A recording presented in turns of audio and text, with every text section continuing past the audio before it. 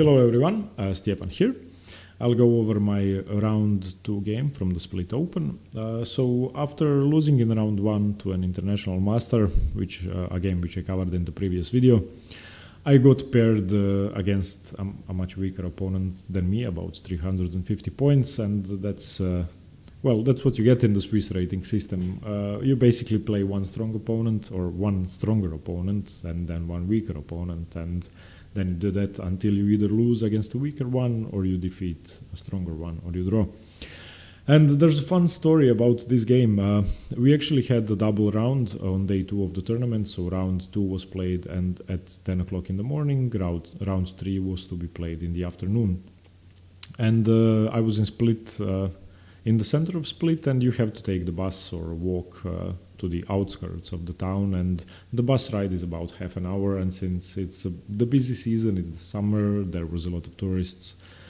There were a lot of tourists in the city. I was having coffee in the city center with some friends, and then about 9:15 I was going to take the bus, and I saw the bus schedule. I knew when the buses were going, and I actually played the tournament once before, so I was familiar with the schedule and everything. I got to the bus station, the bus wasn't there, and long story short, I was late for the game. At 10 o'clock when the game was about to start, my bus came to the station, and then I still had about 20 minutes if there was no rush hour, but there was a rush hour. And they called the tournament director to ask how long you could be late for the game. He said half an hour. And yeah, at 10:28 I got off the bus, turned off my phone, and ran to the playing hall. And the tournament was played in a hotel, so you have about 100 meters to get to the playing hall. And I entered the hall. 200 players were playing, and the boards were arranged in a very illogical manner. So I took about 1 more minute to find my board, and when I got to the board, I looked at the clock and it said 1 hour 1 minute on my side. So I just played my move and pressed the clock. Definitely less than a minute before I would have lost the game. I was almost forced to resign because of the bus, so I came there all sweaty, and I basically didn't have my mind in the game for about half an hour, so it took me another half an hour to settle down and to play normally. I can say I was fortunate to be playing a weaker opponent that round, because if I were to play someone stronger with half an hour less, then that's basically not a good thing. So anyway, I played an opponent rated 1500, so more than 300 points lower rated than me. And in all of that rush, coming to the board late, I see the move f4 on the board, and I was just, why?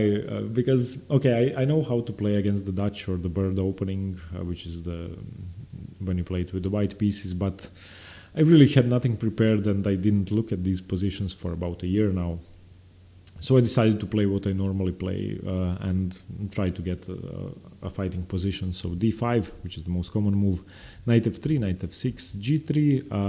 Now I played c5. I didn't want to play the most common setups. He played bishop to g2, and I played knight to c6, which is fairly uncommon. You should play g6 here, bishop g7, and castle, and just then decide what you're doing on the queen side, and you are also weakening this diagonal a bit. But I liked my knight on c6, and I usually like putting my knight here against the Dutch or against the bird, and to do something on the e5 square. Here he castled g6. He played d3, which might seem strange, but it's a normal move. And yeah, by the way, I'm going to run the engine analysis at the end of the video, as always. Here bishop to g7, c3, which might seem like a waste of time, but the knight is most commonly preparing to go to c2, so it's a fine move and controlling the center. So it's a normal idea. Castles, knight to a3, and here, I can do several different things. I can probably go b6, bishop to b7. I can play bishop to g4, perhaps in some positions to stop the move e5. I can play e4. I can play e5, or I can play rook to e8. I can also consider d5 in this position to sort of block his position. I decided to play rook to e8, and here he played a strange move. Well, okay, rook to e8 is reinforcing e5, and now if I play e5, he's going to play f5 after his next move, and he played knight to h4. And this move is basically designed so that if I play e5, he can play f5. And of course, I wasn't happy with this position, because I think my position would have been too loose. So after knight to h4, I spent about 20 minutes analyzing this position, because I think that if I play correctly, I'm just going to be much better. I think this position is better for black already. So I played h6 here, so that if e5, f5, I can play g5 and just be solid. So after h6, he played bishop to e3, which is just another mistake. I think this position has to be much worse for white now, because I can just play d4. And after d4, he didn't even take with the c pawn, which I think he should have, because at least his pawns aren't hanging in some variations. He played bishop to f2, and now, well, I'm not sure what the engine is going to say, but I think his position is at least uncomfortable, if not lost already. I played knight to g4, and now I was expecting, well, some normal moves, such as perhaps bishop to e1, which is passive, but still, no, I'm sorry, not bishop to e1, that loses the exchange, but I don't know, c takes d or something like that, just doing something active, perhaps knight to c2, perhaps c4 even, to try and block out the position, I don't know.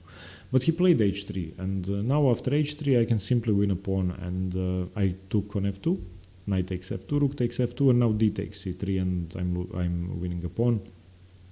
And I'm also threatening to grab the exchange if he isn't careful. So if he just recaptures, so let's say he took here, then I'm winning the exchange. So yeah, this is just winning. So after d takes c3, he can't recapture. He can play several different things. Perhaps rook to b1. No, yeah, that loses. How does he save the exchange? Perhaps rook to f1, I'm not sure. Perhaps knight to f3 to stop my bishop from coming to d4. He played d3, trying to stop bishop to d4, and I took on b2, c takes b2, rook to b1.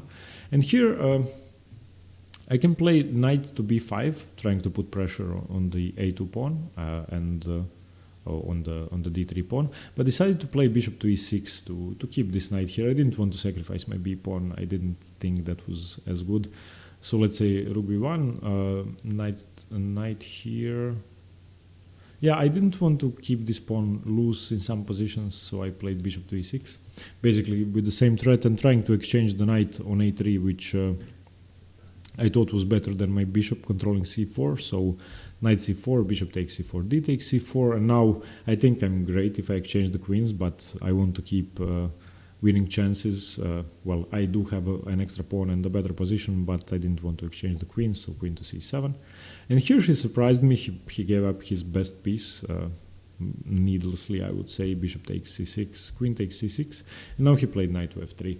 And now I have to find a way to convert and not to allow his knight to block my position. So first rook a to d8, then pawn the queen, queen to c2, queen to e6, now attacking 2 pawns, 3 pawns in fact. 2 of them can't be defended really, so he has to give up a pawn. And he played king to h2, defending the h3 pawn, and I took on e3. And well, I was expecting rook to e1, and here I had my second big thing of the game after rook to e1.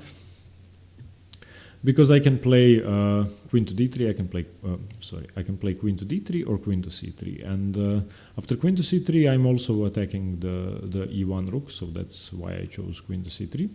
And here he exchanged the queens, so I really had nothing to worry about in this position anymore. So queen c3, bishop c3. I don't think there's a way for him to draw this position, because my extra pawn is just too strong, and I'm actually 2 pawns up now. So yeah, so here rook to b1. Wait, yeah, I'm 3 pawns up. Sorry.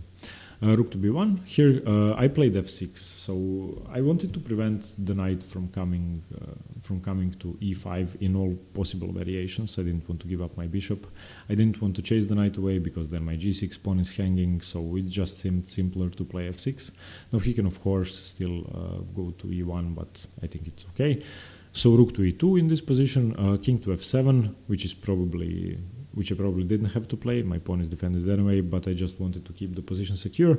And now I was calculating moves such as, well, the main move I was calculating was rook to c2, and after rook to c2 I was going to play rook to d3, and in this position after knight to e1 I was going to take here. Takes here, and I think I'm okay. I'm still material up and I have a good position. I would play b6 here and just convert the position easily. But after king to f7 he played h4, which is just a waste of time. I'm not sure this move does anything, so I was now trying to solidify my position, b6, which I wanted to play eventually anyway, not to allow any rook to b7 possibility. King to h3, another waste of time I think, and now rook to d3, and here, well, material up, I'm material up and he blundered the whole knight with the move a4. He had more than an hour on the clock, so I'm not sure why. So just took the knight. King g2, and a few moves later he resigned. In this position he gave up, so of course completely winning. But there was one position after here, castles, g6, d3, bishop g7, c3, castles, knight a3, rook e8. He played knight to h4 here, and I was actually afraid of the move knight to e5, and I think this must have been the best option, because now I'm not sure whether I should take. If I take, I think I'm worse. At least I'm losing the pawn here. So yeah, I can't take really. I'm not sure what I would have done. I think I would have played queen to c7. Although yeah, I'm not sure. Then knight here. Well, I'll see what the engine says. But this was the move I was afraid of, and after he played knight to h4, I was just happy. So let's go over the game with an engine. So f4, d5, knight f3, knight f6, g3, c5, bishop to g2. Of course, the engine's like black in the Dutch and in the bird. Knight c6, castles, g6 is okay, d3, bishop g7, c3, castles, knight a3, rook to e8. This is all okay, and here, okay, knight to e5 is the best move. And after knight to e5, queen to c7, yeah, okay. And after queen to c7, he should take on c6. What if he plays here? Queen to b8, well, okay. Nothing major going on in the position. He should go back here. Well, I'm not sure, but this is what I think was the most active for him. But after rook to e8, knight to h4, h6 is the best move. Bishop to e3 is a mistake, yeah, d4. Bishop f2. I should play e5 here immediately, not bishop to g4. Well, okay, knight to g4, sorry. But knight to g4 is okay, and now it says queen to b3. Because, yeah, after queen to b3, he is threatening knight takes g6. So how do I defend that? Okay, let's say queen to b3. Yeah, I can't play bishop to e6 because my b7 pawn is hanging. Yeah, I can just chase the queen away like this. And this exchange happens. Chasing the knight away. And I can still win a pawn. Yeah, well, I mean, it's still an okay position. But after, yeah, knight to g4, he didn't play queen to b3, he played h3, this is now -3 for black, just winning. Takes. Apparently he should have given up the exchange with bc, but yeah, he didn't, so cb, rook to b1. Knight to b4 was the best move, but bishop to e6 is okay. Bishop e6, he should play f5 here. But knight c4, bishop takes c4, d takes c4. I should have exchanged the queens, but queen c7 is, yeah, it's okay. Bishop takes c6 is a mistake. Queen takes c6, knight to f3. Queen to e4. What do I get with queen to e4? I'm not sure. Rook a to d8 should be a normal move. Queen c2, bishop to queen to e6, king to h2, yeah. Okay, here. And now, okay, I was looking at this move as well. But if knight e5, can't I just take the knight? Knight e5, bishop e5, rook here, queen here. Well, I'm still just winning. So nothing major here. But after queen takes c3, rook to e1, okay, queen to c3 I played, that was the best move, but queen to d3, okay. Well, it's still okay after b6. But queen to c3 was better. Takes here. Yeah, it's okay. I mean, it's just winning here. He blundered the knight. All in all, I think it was a good fighting game. I wanted to attack him early on, and he helped me a lot with knight to h4 and bishop to e3. So, if you play the bird opening, you should remember. Well, you should remember to try and play actively, and remember knight to e5. That's one of your knight to e5 is almost always played in these positions with white, as far as I know, and it is the most active move. So if you play this with the white pieces, remember that. And if you play this with black, after knight to e5, don't be confused like I was. You can play queen to c7, and after knight b5, queen to b8 should be okay. So yeah, so after 2 rounds, I had 1 out of 2, 50%, about 0 when it comes to FIDE rating, 1 loss against a much stronger opponent and 1 win against a much weaker opponent. So yeah, I'll continue with rounds 3 to 9 tomorrow, and in the next few days I'm going to cover the whole tournament. Thanks very much for watching. I hope you got something from this game. One lesson to be learned is don't rely on buses when going to tournament games. You can be late. I almost had to forfeit my game had I been 1 minute later, so remember to walk or come an hour early. I actually came to all the other games at least 45 minutes before the game started to make sure I wasn't late. But yeah. Okay, thanks very much. See you tomorrow, and stay tuned for more chess. Bye bye.